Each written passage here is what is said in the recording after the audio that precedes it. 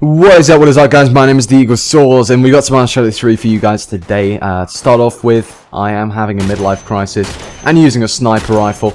You don't see very much of that on my channel. I mean, a lot of you will know that I have a hugely anti-sniper rifle opinion on everything.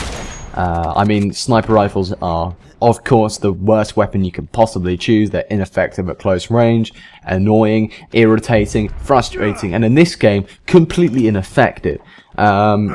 In Call of Duty, it's a different story. In Call of Duty, if you use a sniper rifle and have decent aim, you are instantly at a complete and utter blatant advantage to everyone else, and you're automatically going to win any free-for-all that you play. Get your head smashed against the face, against the wall. One of the things I do like about commentating over on Uncharted 3 is you automatically get the license to say a lot of things that you wouldn't be able to say in normal practice in any other situation in life. I mean, I can say get kicked in the face, I can say get your head smashed against the wall, I can say all sorts of things. It's confusing really, because in any other situation in life you'd probably get arrested for saying that. I'm a perfectly sane human being. I know you might not be able to work this out because my commentaries are generally energy drink fueled and generally a bit strange in practice, but it's awkward. But I mean, it's just one of those things really where commentators, it all depends. The style of your commentary all depends on how much energy drink you drank that day, how much coffee have you drunk. And if the answer to those questions is a lot, the chances are your commentaries will be hyper and generally irritating in every way.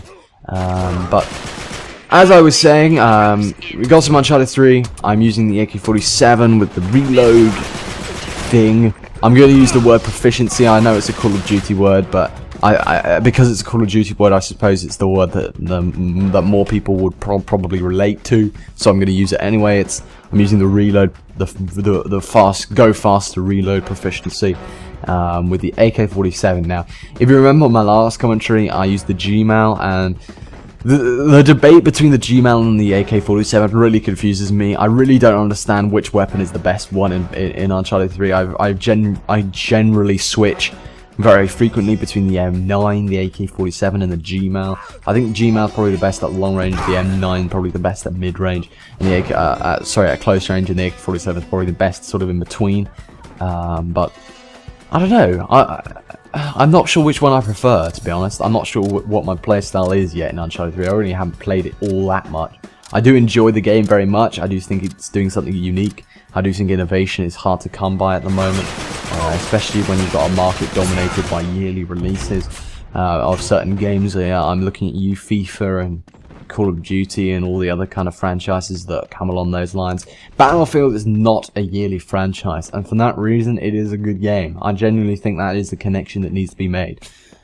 Don't get me wrong, I'm well aware that Call of Duty is technically a 2-year lifespan. Black Ops, Treyarch and Infinity Ward sort of switch between each other, having a sort of love-hate affair kind of relationship there, switching between developments every year.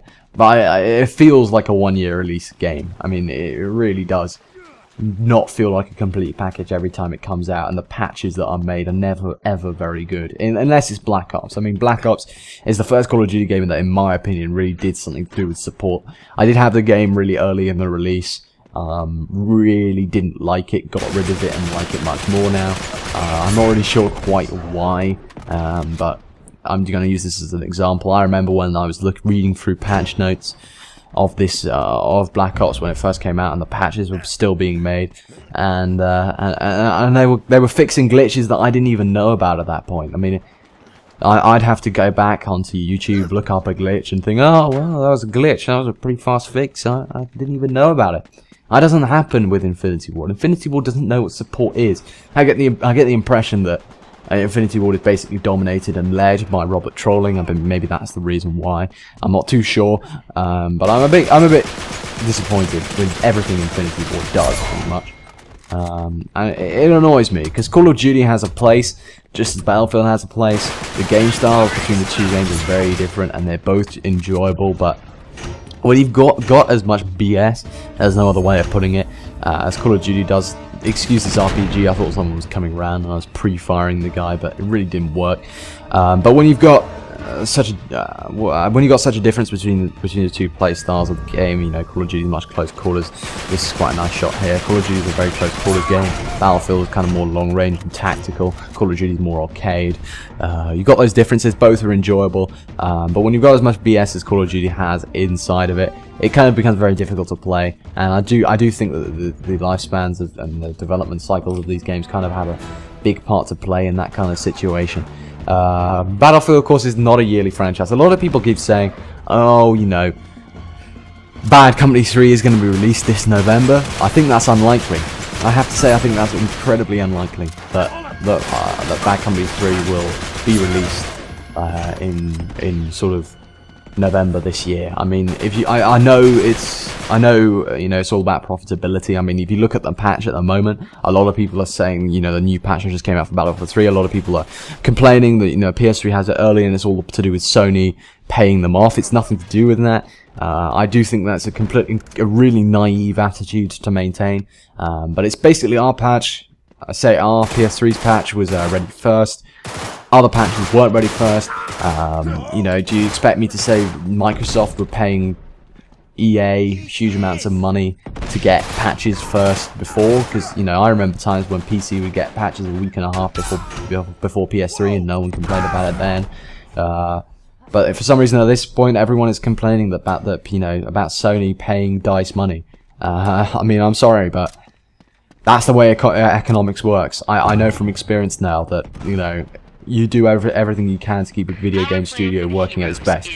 Do you want DICE to reap in less money, have less money to spend on support, less money to spend on actual game development, less money to spend on making the games as enjoyable as they are? I don't think so. I think if you really saw the connection between that, and there isn't even a connection, it makes me laugh. There isn't even a connection. It's just our patch was ready first. Sony has nothing to do with it. It has things to do with DLC, nothing to do with the actual patches. But I just think people are being a bit naive, and I wanted to get that off my chest very, very quickly. I promised myself I was going to post Uncharted 3 so as not to milk the new Battlefield 3 patch, because I really don't like whoring off patches. Hence why I have about 67 subscribers now. But anyway, the reason why that number is so low is quite possibly because I'm not milking all the things that happen in the gaming world, like patches and so on. At least that's what I tell myself to keep myself from crying myself to sleep. At least that's my opinion on things. You might have a different one. You might think I'm just mad. I probably am mad. At least a little bit. But anyway, I mean, the Battlefield 3 patch, what are my opinions on it? Talk about not milking a patch. I'm posting Uncharted 3 to put people off of, you know, put people off the scent, and then I'm going to talk about it anyways. I mean, the patch has been very effective for me. It's got a lot of features that have been added. Rent a server functionality, which is ludicrously expensive, but it's actually quite cheap if you compare it to PC dedicated servers. I'm fed up with people, you know, shouting at DICE because, you know, oh, that you're milking everything. Private matches used to be free. They're not freaking private matches. They're not private matches, bro. They're dedicated servers. In Bad Company 2, private matches were hosted peer-to-peer. DICE decided that's not good enough, and in Battlefield 3, I think a lot of the destruction and so on is hosted back end and powered back end. So it's a very different story in Battlefield 3, and it's just not possible to do peer-to-peer in the same way.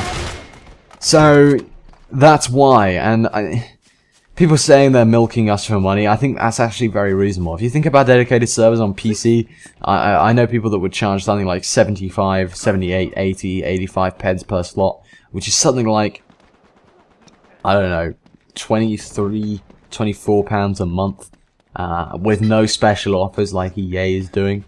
So that's like 75 pounds for 3 months, whereas you can buy them for 48 pounds a month for every 3 months off of the PlayStation Store. That is quite pricey, but for a dedicated server, that's freaking good.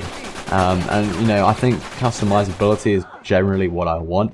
I'm not sure, maybe in 3 months' time I won't really want the customizability in the same way. But I think I will buy a custom server. If I do, I'll let you guys know about it, of course.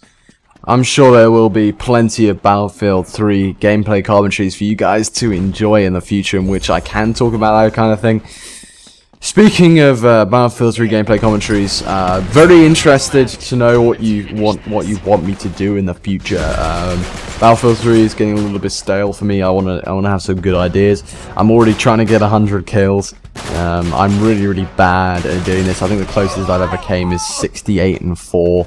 But I'm not actually going to post any of these gameplays, apart from the obviously eventual 100 kill gameplay. At least that's the plan, because I think it will get a bit stale, because practically what I'm doing is going 24/7 rush on Carg Island. Really doesn't work, to be frank. When you're pasting Carg Island over and over again on a YouTube channel, I think people are going to get bored pretty quickly, and I'm getting frankly bored of it as well. And I've got some gameplay stored up of Back to Karkin. I think I've got one more gameplay left of Back to Karkin.